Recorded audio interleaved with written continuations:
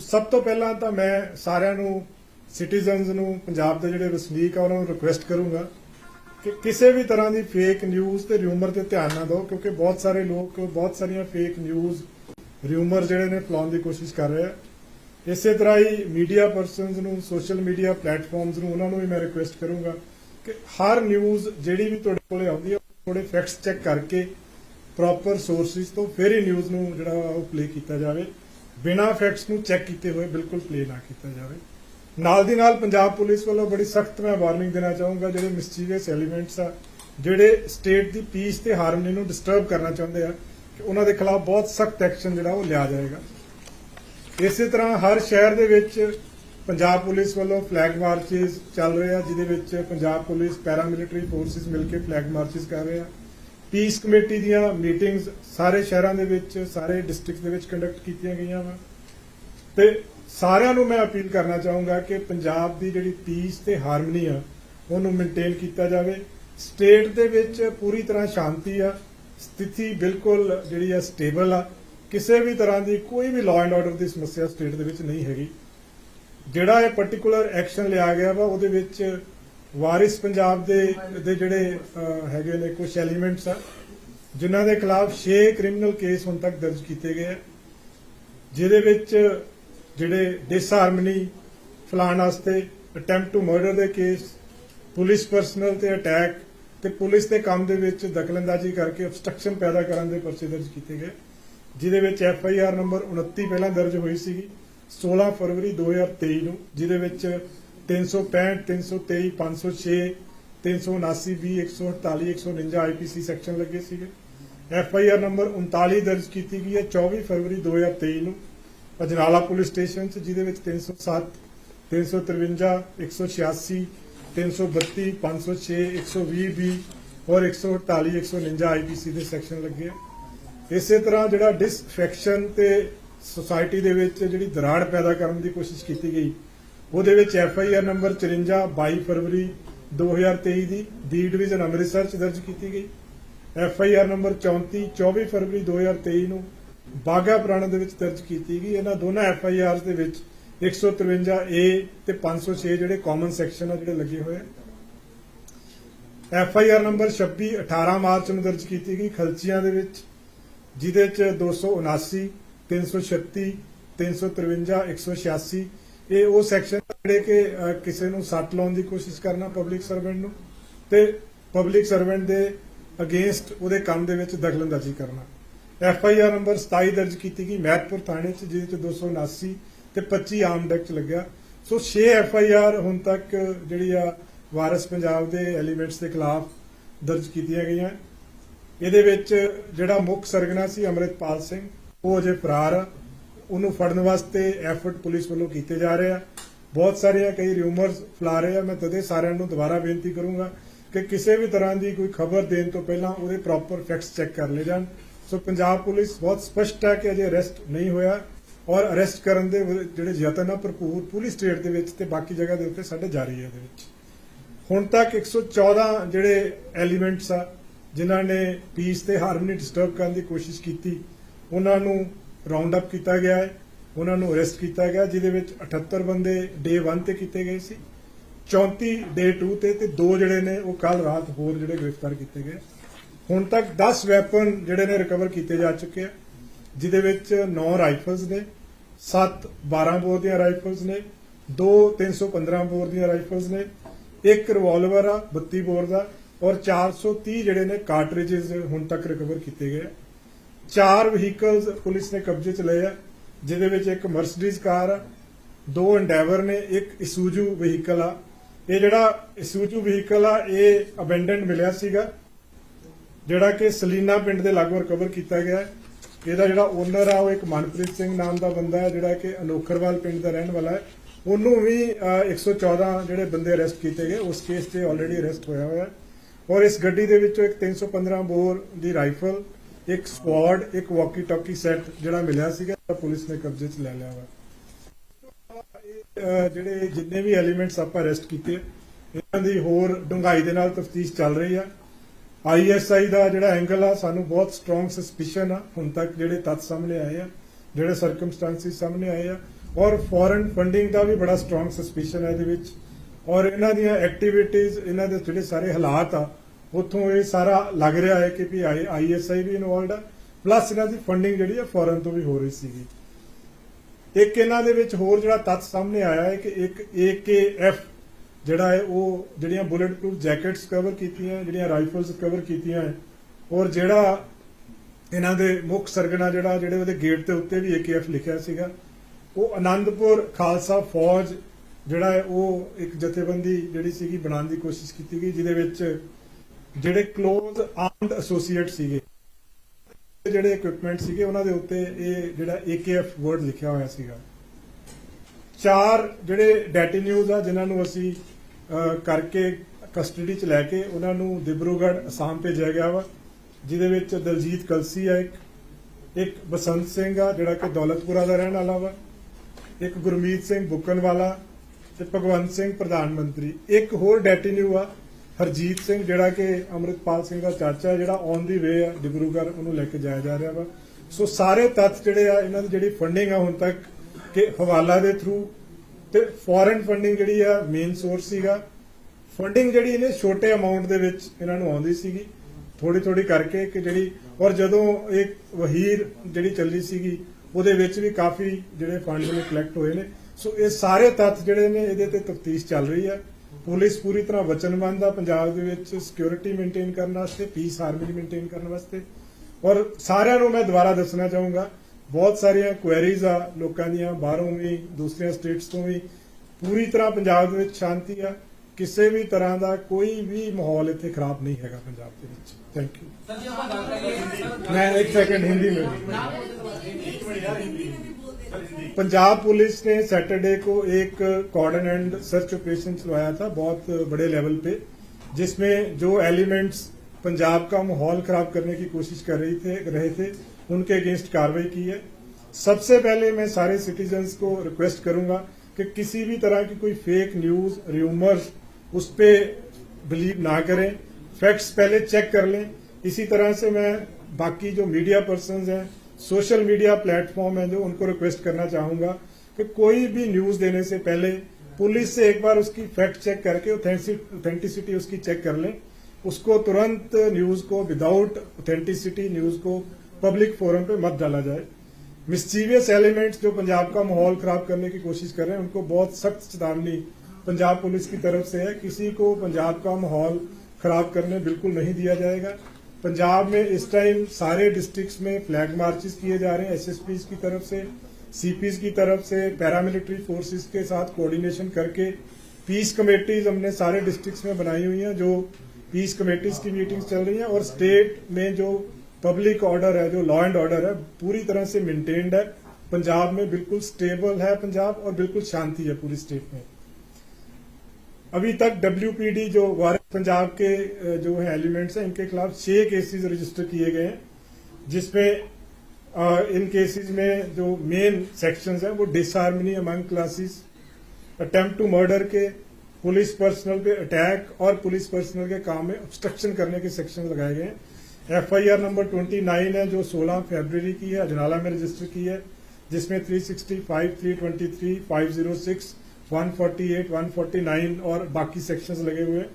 39 number FIR जो Ajnala police station पे attack किया गया था 24 फरवरी की वो रजिस्टर की गई है जिसमें 307, 353, 186, 332, 333, 506, 120B, 427, 148, 149 IPC के सेक्शंस लगे हुए हैं।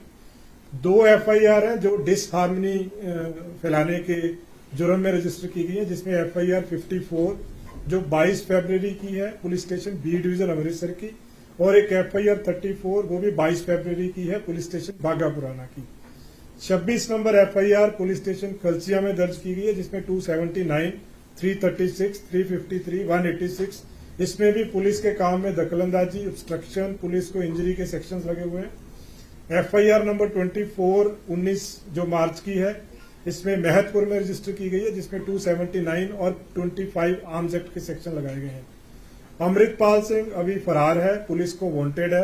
पूरी हमारी टीम्स जो हैं वो एफर्ट्स कर रही हैं उसको अरेस्ट करने की। अब तक 114 लोग हैं जिनको कस्टडी में लिया गया है, जिसमें 78 लोग पहले दिन, 34 दूसरे दिन और 2 लोग जो है तीसरे दिन कस्टडी में लिए गए हैं। इन सब पे एलिगेशन है disturbing peace in state, they have been taken into custody preventive sections में, और बाकी जो केसेस हैं उनमें इनकी जो नॉमिनेशन है एविडेंस बेस्ड इन्वेस्टिगेट करके फर्दर उसको नॉमिनेट किया जाएगा। अब तक 10 वेपन रिकवर किए हैं, जिसमें 9 राइफल्स है, 1 रिवॉल्वर है, जिसमें 7 12 बोर की राइफल है, 2 315 बोर की राइफल है, 1 32 बोर का रिवॉल्वर है और 430 जो है लाइव कार्ट्रिजेस मिले हैं। 4 व्हीकल कन्फिस्केट किए हैं, जिसमें एक मर्सिडीज कार है, 2 इंडेवर्स हैं और एक ISU ZU जो सूजू व्हीकल है। इस व्हीकल में जब ये अबेंडन मिला था, इसमें से एक 315 बोर की rifle, sword, walkie talkie set इसमें से मिले हैं, जिसको फर्दर हम इन्वेस्टिगेट कर रहे हैं। इस केस में, इस पूरे एपिसोड में जो जितने भी इसमें बैड एलिमेंट्स इन्वॉल्व हैं, उसमें हम ISI का एंगल, उनकी फॉरेन फंडिंग, हमें सस्पिशन है कि इसमें ISI का एंगल भी है, फॉरेन फंडिंग भी है, उस पर फर्दर इन्वेस्टिगेशन हमारी चल रही है। एक और इसमें जो सामने आई है चीज के AKF, उसके जो गेट पे भी लिखा हुआ था, बहुत सारी राइफल्स, BP जैकेट्स जो रिकवर हुई हैं उस पर भी AKZ लिखा हुआ, AKF लिखा हुआ है, जो कि अनंतपुर खालसा फौज है। जो प्रिलिमिनरी इन्वेस्टिगेशन में यह है कि जो इसके क्लोज एसोसिएट थे, जिनके पास वेपन्स थे, उनको ये नाम दिया गया था, उनके पास राइफल्स, बुलेट प्रूफ जैकेट्स पे भी AKF लिखा हुआ है।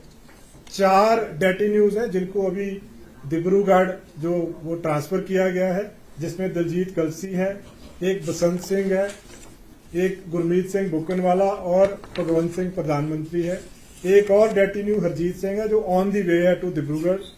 और इसमें जो पूरे इनकी पूरी जो संस्था है, इसके सोर्सेज हम चेक करें, लेकिन मेजॉरिटी जो है अब तक आया है कि हवाला, फॉरेन फंडिंग स्मॉल अमाउंट्स में इनके अकाउंट्स में आई है, उसको भी और चेक किया जा रहा है। व्हीकल्स की जो व्हीकल्स इनसे मिले हैं, उसका भी सोर्सेज हम चेक करें कि उसके फंडिंग के सोर्सेज कहाँ से आए, क्योंकि जिन लोगों के नाम पे अभी तक ये सामने आ रहा है, उनके इतने इनकम के इकोनॉमिकल सोर्सेज उनके नहीं थे कि वो खुद ये जो व्हीकल्स हैं वो अफोर्ड कर सकें इसमें। तो फर्दर इसमें इन्वेस्टिगेशन जारी है।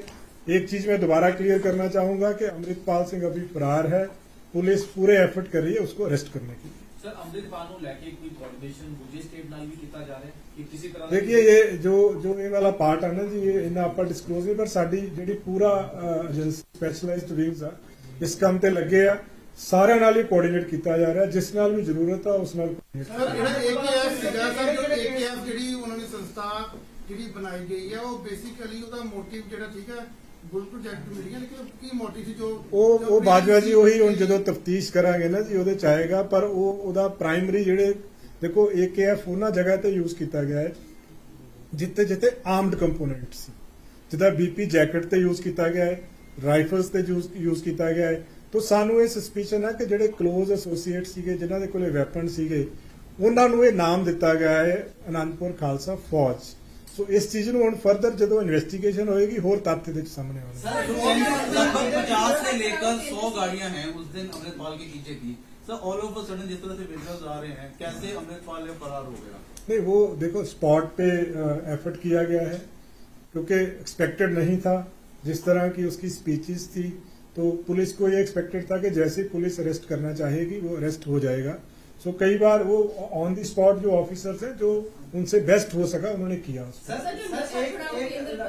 खबर आ रही है कि अमृतपाल सिंह के ऊपर एक MSA लगाया गया या लगाया जा सकता, ਇਹਦੇ ਬਾਰੇ ਥੋੜਾ ਕਲੀਅਰ ਕਰ ਦਿਓ ਕਿ ਕਿਹੜੇ ਕੇਸ ਬਣਾਏ। ਦੇਖੋ ਕੇਸ ਮੈਂ ਤੁਹਾਨੂੰ ਦੱਸ ਦਿੱਤੇ ਜੀ, 6 ਕੇਸ ਦਰਜ ਹੋਏ ਆ, ਉਹਦੇ ਵਿੱਚ 6 ਕੇਸਿਸ ਦੇ ਵਿੱਚ ਡਿਸਹਾਰਮਨੀ ਅਮੰਗ ਕਲਾਸਿਸ ਦਾ ਕੇਸ ਹੈ, 2 ਕੇਸਿਸ ਆ ਅਟੈਂਪਟ ਟੂ ਮਰਡਰ ਦੇ ਕੇਸ ਆ, ਪੁਲਿਸ ਪਰਸਨਲ ਤੇ ਅਟੈਕ ਦੇ ਕੇਸ ਆ, ਪੁਲਿਸ ਪਰਸਨਲ ਦੇ ਕੰਮ ਦੇ ਵਿੱਚ obstruction ਦੇ ਕੇਸ ਆ। ਸੋ NSA ਜਿਹੜਾ NSA ਹੁੰਦਾ ਹੈ ਜੀ, ਜਿਹਦੇ ਕੋਲੋਂ ਥ੍ਰੈਟ ਹੋਵੇ ਸਿਕਿਉਰਿਟੀ ਆਫ ਸਟੇਟ ਨੂੰ ਡਿਸਟਰਬ ਕਰਨ ਦਾ ਜਾਂ ਪਬਲਿਕ ਹਾਰਮਨੀ ਨੂੰ ਡਿਸਟਰਬ ਕਰਨ ਦਾ, ਉਹਨੂੰ ਤੱਥਾਂ ਦੇ ਆਧਾਰ ਦੇ ਉੱਤੇ ਲਗਾਇਆ ਜਾ ਸਕਦਾ, ਜਿਹੜਾ ਕਿ ਇਸ ਕੇਸ ਦੇ ਵਿੱਚ ਲਗਾਇਆ ਗਿਆ। सर, ये जो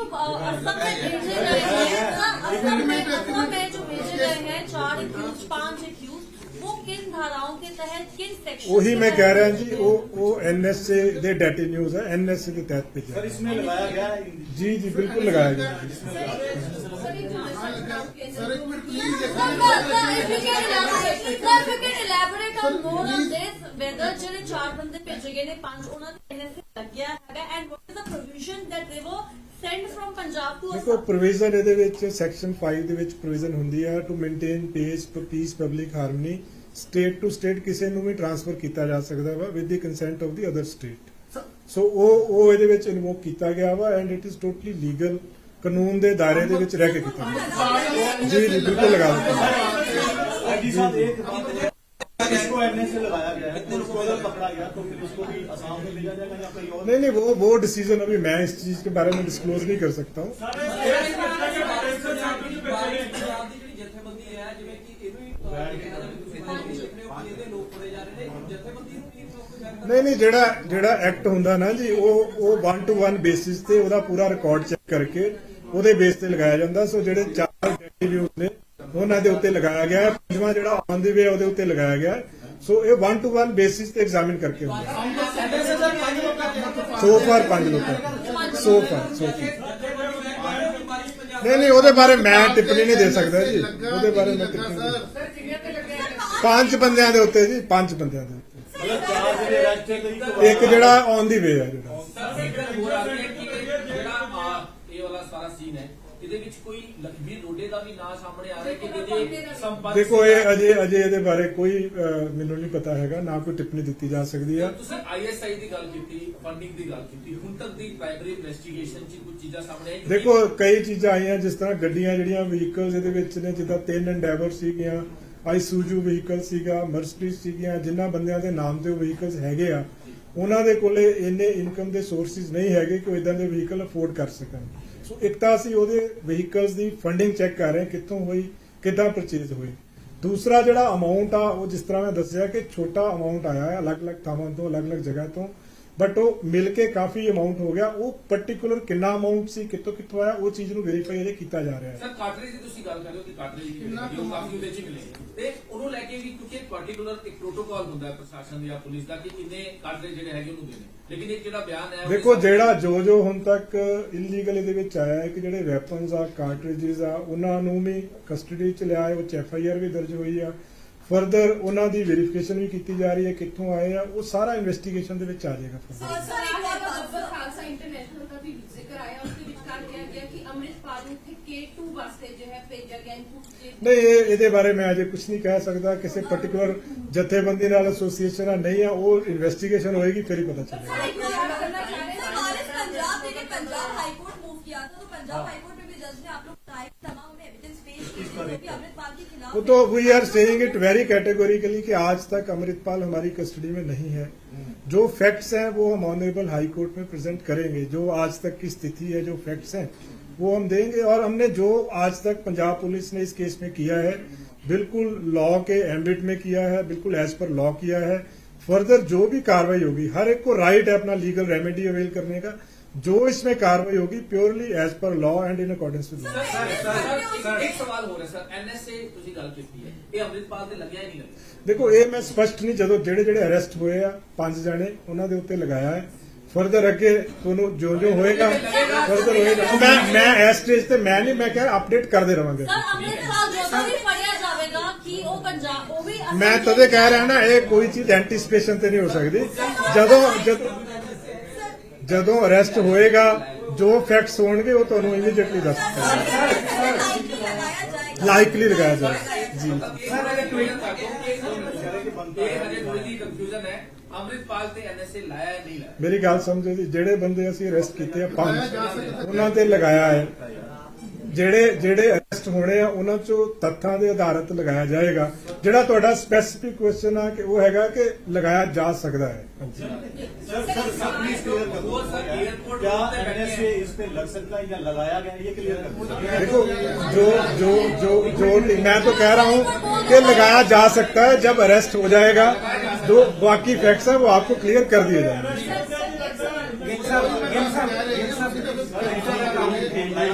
जर्नलिस्ट one question. हाँ जी Other account handles कई journalists they suspend ਕਰ ਦਿੱਤੇ ਗਏ ਨੇ. What is the criteria? ਉਹਦੇ ਤੇ ਮੈਂ ਟਿੱਪਣੀ ਨਹੀਂ 75 ਲੱਗੀ ਜਰਨਲਿਸਟ ਜਿਨ੍ਹਾਂ ਦੇ ਅਕਾਊਂਟ ਸਸਪੈਂਡ ਹੋਏ ਨੇ ਵਾਟ ਇਜ਼ ਦ ਰੀਜ਼ਨ ਉਹਦੇ ਤੇ ਮੈਂ ਨਹੀਂ ਦੇਖੋ ਟਿੱਪਣੀ ਦੇ ਸਕਦਾ ਉਹ ਤਾਂ ਇੱਕ ਹੋਲਿਸਟਿਕ ਇਸ਼ੂ ਹੈ majority journalist of Punjab sir almost 75 journalist उनके जो अकाउंट विदहेल्ड किए गए हैं सर क्यों विदहेल्ड किए गए हैं?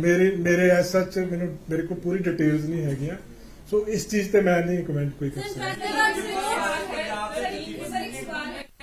जो नशा छुड़ाओ केंद्र स्टार्ट किया गया सी जो बारिश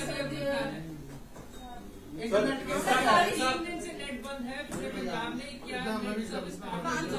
ਦੇਖੋ ਬੰਦ ਕੀਤਾ ਗਿਆ ਵਾ ਮੇਨਲੀ ਪਬਲਿਕ ਆਰਡਰ ਮੇਨਟੇਨ ਕਰਨ ਵਾਸਤੇ ਸੋ ਇਹ ਕਾਲ ਤਾਂ ਟਾਈਮ ਟੂ ਟਾਈਮ ਬੇਸਿਸ ਦੇ ਉੱਤੇ ਐਗਜ਼ਾਮਿਨ ਕਰਕੇ ਹੀ ਲਈ ਜਾ ਸਕਦੀ ਹੈ ਸੋ ਫਾਰ ਬੰਦ ਆ ਫਰਦਰ ਜੋ ਐਜ਼ ਪਰ ਸਿਚੁਏਸ਼ਨ ਕਾਲ ਲਈ ਜਾਏਗੀ ਕਿ ਕੀ ਦੇਖੋ ਇਹ ਐਂਟੀਸਪੇਸ਼ਨ ਚ ਹੁੰਦਾ ਹੈ ਕਿਉਂਕਿ law and order public order ਨੂੰ ਮੇਨਟੇਨ ਕਰਨ ਵਾਸਤੇ ਬਹੁਤ ਸਾਰੇ ਸਟੈਪਸ ਜ਼ਰੂਰੀ ਹੁੰਦੇ ਆ ਸੋ ਇਹ ਉਹਦਾ ਇੱਕ ਪਾਰਟ ਆ ਫਰਦਰ ਅੱਗੇ ਅੱਗੇ ਅਸੈਸਮੈਂਟ ਹੋਏਗੀ ਜਿਸ ਸਟੇਜ ਤੇ ਲੱਗੇਗਾ ਕਿ ਹੁਣ ਠੀਕ ਆ ਉਦੋਂ ਓਪਨ ਕਰ ਦਿੱਤਾ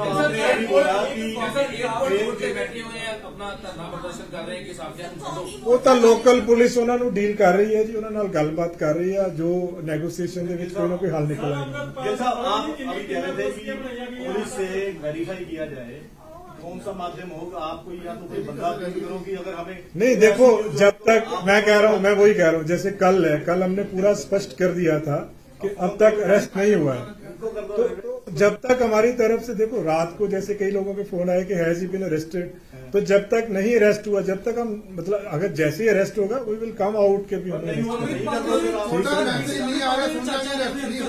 वो हम करते रहेंगे आपको we will keep on updating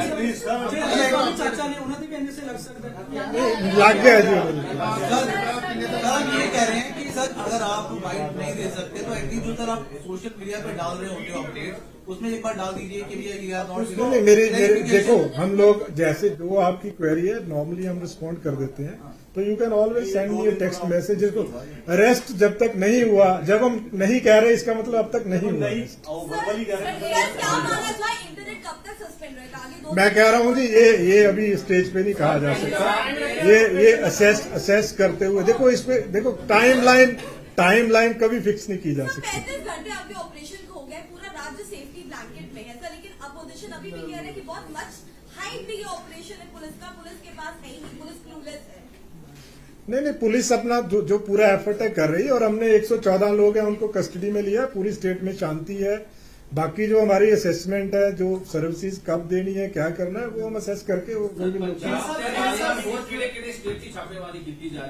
देखो राठी जी पूरी सारा ऑपरेशन ਦੀਆਂ ਨਿਟੀਗ੍ਰਿਟੀਜ਼ ਡਿਸਕਲੋਜ਼ ਨਹੀਂ ਕੀਤੀਆਂ ਜਾ ਸਕਦੀਆਂ ਬਟ ਪ੍ਰੋਪਰ ਸਾਡੀ ਸਾਰਿਆਂ ਨਾਲ ਕੋਆਰਡੀਨੇਸ਼ਨ ਆ ਕਿਸੇ ਸਟੇਟ ਦੀ ਹੈਲਪ ਚਾਹੀਦੀ ਹੈ ਉਹਦੇ ਨਾਲ ਵੀ ਪ੍ਰੋਪਰ ਕੋਆਰਡੀਨੇਸ਼ਨ ਆ सेंट्रल ਦੀ ਕੋਈ ਏਜੰਸੀ ਦੀ ਹੈਲਪ ਚਾਹੀਦੀ ਹੈ ਤਾਂ ਪ੍ਰੋਪਰ ਸਾਰਿਆਂ ਨਾਲ ਇਨ ਟੈਂਡਮ ਕੰਮ ਕੀਤਾ ਜਾਵੇ ਮੈਂ ਕਹਿ ਰਿਹਾ ਜਿੱਥੇ ਪੁਲਿਸ ਨੂੰ ਦੇਖੋ ਪੰਜਾਬ ਪੁਲਿਸ ਜਿਹੜੀ ਆ ਉਹਨੂੰ ਸਾਡਾ ਮੇਨ ਕੰਮ ਕੀ ਆ ਕਿ ਅਸੀਂ ਲਾਅ ਐਂਡ ਆਰਡਰ ਨੂੰ ਮੇਨਟੇਨ ਕਰਨਾ ਪਬਲਿਕ ਪੀਸ ਨੂੰ ਮੇਨਟੇਨ ਕਰਨਾ ਔਰ ਇਸ ਇਸ਼ੂ ਦੇ ਉੱਤੇ ਇਸ ਮੈਂ ਉਹੀ ਗੱਲ ਕਰ ਰਿਹਾ ਜੀ ਇਸ ਇਸ਼ੂ ਦੇ ਉੱਤੇ ਜਿਹਦੀ ਵੀ ਹੈਲਪ ਸਾਨੂੰ ਚਾਹੀਦੀ ਆ ਅਸੀਂ ਉਸ ਤੋਂ ਡਿਮਾਂਡ ਕਰ ਰਹੇ ਹਾਂ ਔਰ ਸਾਨੂੰ ਸਾਰਿਆਂ ਦੇ ਵੱਲੋਂ ਅਸਿਸਟੈਂਸ ਜਿਹੜੀ ਆ ਫੁੱਲ ਮਿਲ ਰਹੀ ਹੈ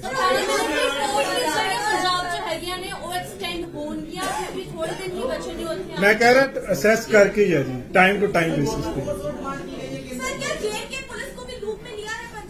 मैं कह रहा हूँ कहीं भी हमें कहीं से भी किसी की भी हेल्प चाहिए सबके साथ हम इन टच बट मैं वो किसी एक पुलिस या एक संस्था उसके बारे में डिस्क्लोज नहीं कर सकता हमने सबको लिया है लूप में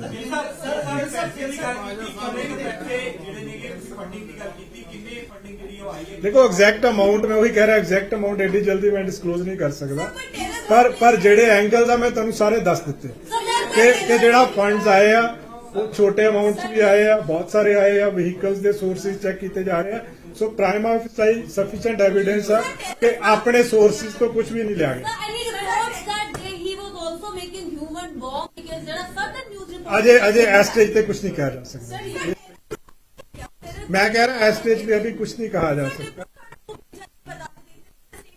वो मेंटेन पब्लिक ऑर्डर किसी को कहीं भी भेज सकते हैं that is with in the ambit of law जैसे यूके ਹੋਵੇ ਤੇ ਯੂਐਸ ਐਮਬੈਸੀ ਇੰਡੀਅਨ ਐਮਬੈਸੀ ਦੇ ਵਿਚਕਾਰ ਤਿਰੰਗੇ ਦਾ ਅਪਮਾਨ ਕੀਤਾ ਖਾਲਿਸਤਾਨ ਸਮਰਥਕ ਉੱਥੇ ਕਾਫੀ ਜ਼ਿਆਦਾ ਤਾਦਾਦ ਦੇ ਵਿੱਚ ਨੇ ਉਸ ਨੂੰ ਦੇਖ ਕੇ ਤੁਸੀਂ ਕਿਵੇਂ ਦੇਖੋ ਸਾਡਾ ਉਹਦੇ ਨਾਲ ਲਿੰਕ ਨਹੀਂ, ਸਾਡੀ ਸਟੇਟ 'ਚ ਪੀਸ ਮੇਨਟੇਨ ਕਰਨਾ ਸਾਡਾ ਕੰਮ ਹੈ। ਪੰਜਾਬ ਦੇ ਵਿੱਚ ਸ਼ਾਂਤੀ ਨੂੰ ਮੇਨਟੇਨ ਕਰਨਾ ਸਾਡਾ ਕੰਮ ਆ, ਉਹਦੇ ਲਈ ਅਸੀਂ ਵਚਨਬੱਧ ਹਾਂ ਜੀ। ਜਿਹੜਾ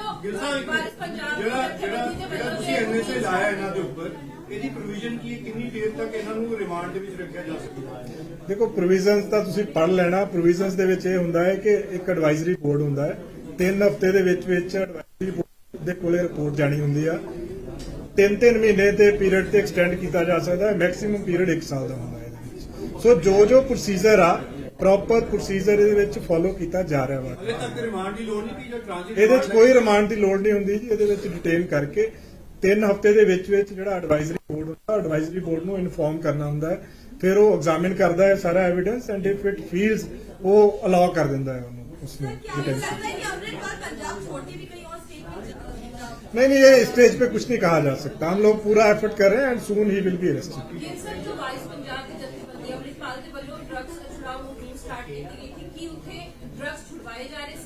ਦੇਖੋ ਇਹ ਚੀਜ਼ਾਂ, ਦੇਖੋ ਇਹ ਤਾਂ ਬਹੁਤ ਪ੍ਰੀਲਿਮਿਨਰੀ ਆ। ਅਸੀਂ ਤਾਂ ਇੱਕ ਚੀਜ਼ ਬਾਰੇ ਕਿ ਜਿਹੜੇ ਇਹਨਾਂ ਦੇ ਜਿੰਨੀਆਂ ਵੀ ਐਕਟੀਵਿਟੀਜ਼ ਸੀਗੀਆਂ, ਉਹ ਐਕਟੀਵਿਟੀਜ਼ ਸਟੇਟ ਦਾ ਜਿਹੜਾ ਕਮਿਊਨਲ ਹਾਰਮਨੀ ਤੇ ਸਟੇਟ ਦੀ ਪੀਸ ਨੂੰ ਡਿਸਟਰਬ ਕਰਨ ਵਾਲੀਆਂ ਸੀਗੀਆਂ। ਅਸੀਂ ਉਹਦੇ ਖਿਲਾਫ ਕਾਰਵਾਈ ਕੀਤੀ ਹੈ। ਕਿਸੇ ਇੱਕ ਵਿਅਕਤੀ ਦੇ ਖਿਲਾਫ ਇਹ ਕਾਰਵਾਈ ਨਹੀਂ ਕੀਤੀ। ਇਹ ਇੱਕ ਸਟੇਟ ਦੇ ਵਿੱਚ ਲਾਅ ਐਂਡ ਆਰਡਰ ਮੇਨਟੇਨ ਕਰਨ ਵਾਸਤੇ ਕਾਰਵਾਈ ਕੀਤੀ ਗਈ। ਮੇਰੇ ਚਾਚਾ ਤੇ ਉਹਦਾ ਜਿਹੜਾ ਡਰਾਈਵਰ ਫੜਿਆ ਗਿਆ ਕੱਲ ਸਰੈਂਡਰ ਕੀਤਾ ਜਾਂ ਜੋ ਵੀ ਹੈਗੀ ਗ੍ਰਿਫਤਾਰੀ ਹੋਈ ਹੈ, ਉਹਨਾਂ ਦੇ ਪੁੱਛਗਿੱਛ ਵਿੱਚ ਬਹੁਤ ਸਾਰੇ ਖੁਲਾਸੇ ਨੇ। ਉਹਨੂੰ ਤੁਸੀਂ ਕਿਸ ਤਰ੍ਹਾਂ ਵੇਖ ਸਕਦੇ ਹੋ? ਉਹਦੇ ਹਿਸਾਬ ਨਾਲ ਕਿਸ ਤਰ੍ਹਾਂ ਇਨਵੈਸਟੀਗੇਸ਼ਨ? ਨਹੀਂ, ਉਹ ਸਾਰਾ ਚੱਲ ਰਿਹਾ ਰੈਟ ਜੀ। ਇਨਵੈਸਟੀਗੇਸ਼ਨ ਦੇ ਨਿਟੀ-ਗ੍ਰਿਟੀ ਫੈਕਟਸ ਡਿਸਕਲੋਜ਼ ਨਹੀਂ ਕੀਤੇ ਜਾ ਸਕਦੇ ਕਿਉਂਕਿ ਇਹ ਇੱਕ ਲੰਬੀ ਇਨਵੈਸਟੀਗੇਸ਼ਨ ਆ।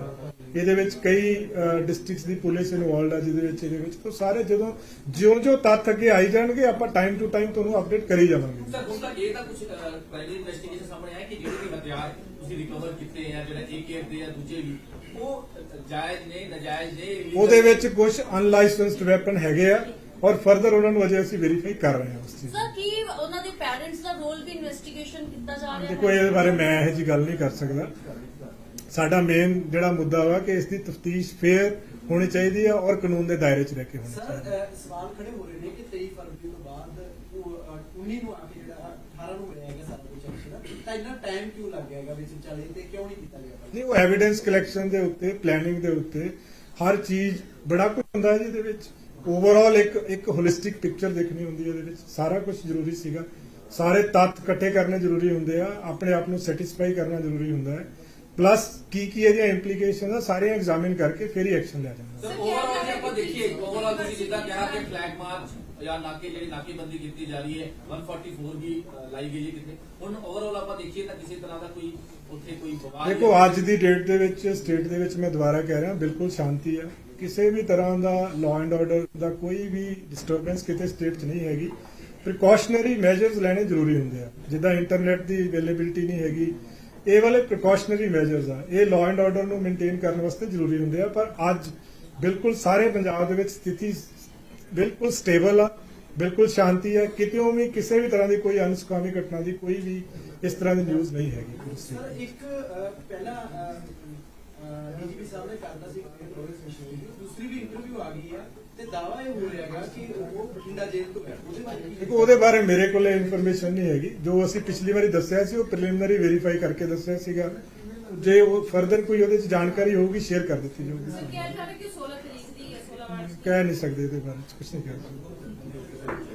ਠੀਕ ਹੈ ਜੀ, ਥੈਂਕ ਯੂ।